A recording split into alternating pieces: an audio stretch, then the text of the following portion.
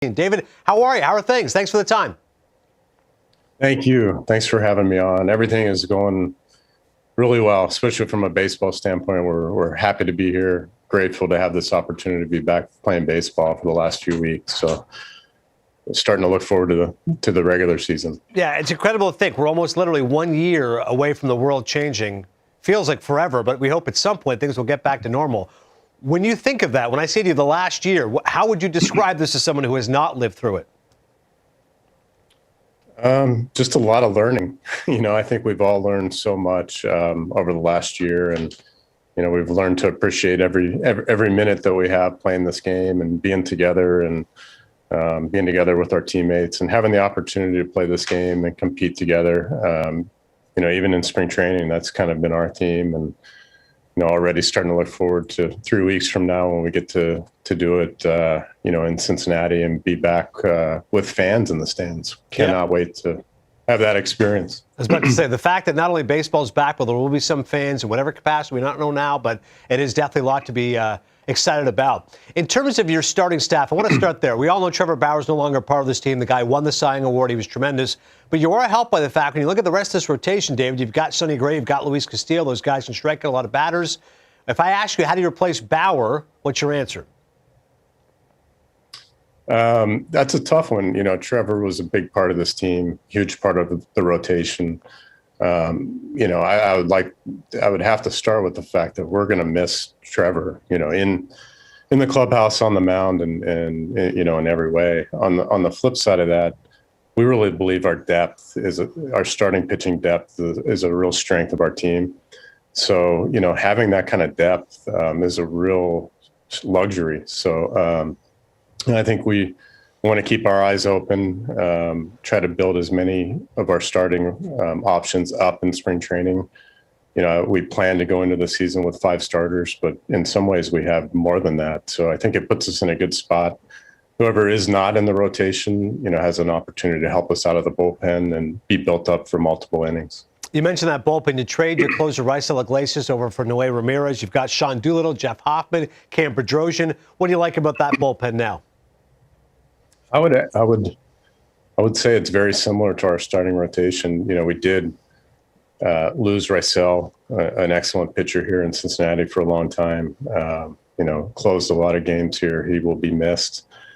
You mentioned the guys that Noe and Sean Doolittle and guys that we brought in that have done it before. We also have a good group of non-roster invites and younger players that it's a really impressive overall group of pitchers in camp, guys that throw hard, have excellent stuff. So we're really trying to keep our eyes open in camp and evaluate properly and make good decisions about which guys can help us right from the beginning of the season. But we have a great group of guys to choose from.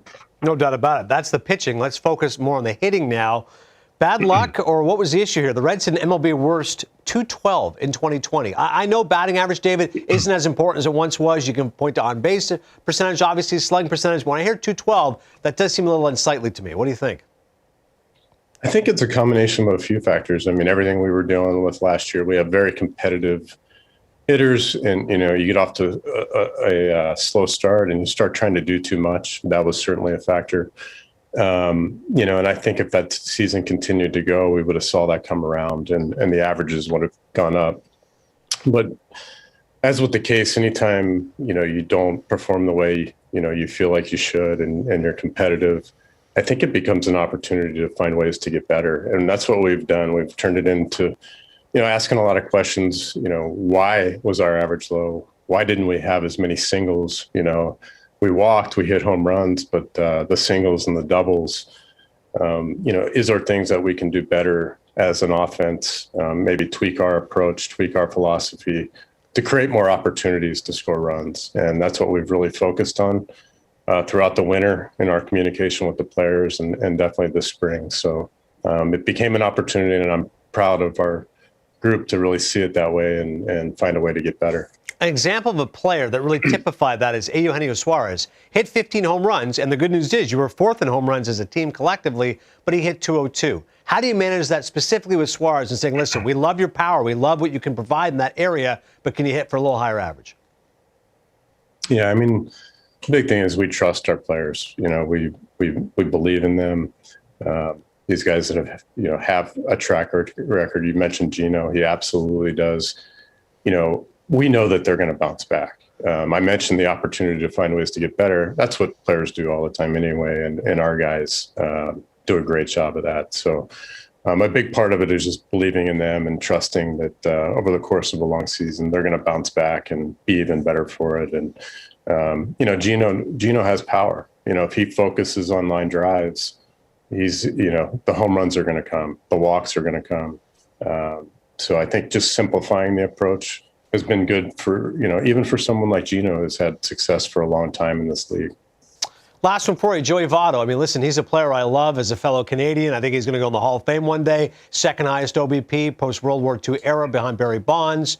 Obviously, he's not been the same player he once was, but he says he's altered his approach a little bit. What does that mean? Because Joey is a guy, obviously, as we know, has studied the science of hitting like no one else. You're exactly right. I mean, for a player like Joey, who's had so much success throughout his career, one of the most impressive things about Joey is his desire and his hunger to continue learning, continue getting better as a person, as a player, as a hitter. I mean, in every way, he's hungry to be the best he can be. And it's really impressive. And I've enjoyed getting to know Joey and being around him. He makes everyone around him better. His approach at the plate, it would probably be better coming from him. He could probably describe it better. But I would say just trusting himself. Even for a player that's had the kind of success he's had, you have doubts at times. So just believing in himself, trusting himself, being on the attack, being aggressive. And you can see it, just the way he is standing in the box. He looks very confident and, looking to do damage. And, when he does that, good things are going to happen. He's just too good and too talented. Speaking of trusting oneself, David, how much do you trust your stomach after a particularly strong plate of Skyline chili? That's a great question. I can handle that because I'm from Cincinnati. So, yes, definitely one of my favorites. If you're from Cincinnati, you love Skyline chili, and I certainly can handle it and enjoy it too. Definitely a Cincinnati staple. David, thank you so much for the time. Seriously, have a great season. Thanks a lot. Thanks for having me.